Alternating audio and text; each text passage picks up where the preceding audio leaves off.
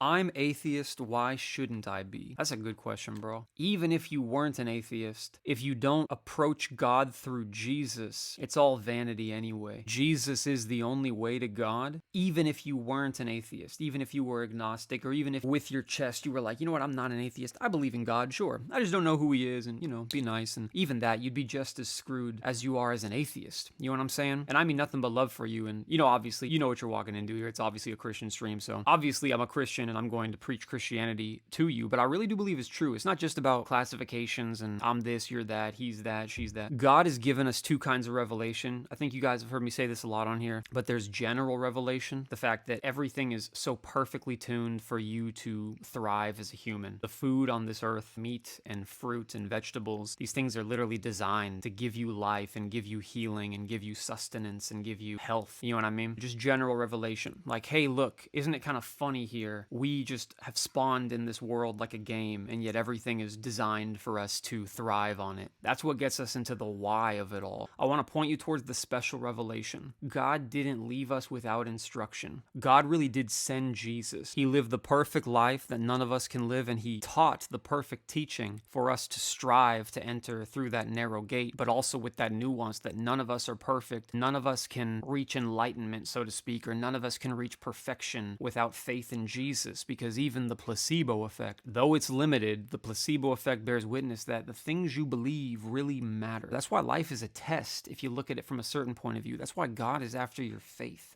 God wants you to believe in him exclusively through Jesus, because Jesus says, whoever receives him receives he who sent him. The God, the creator,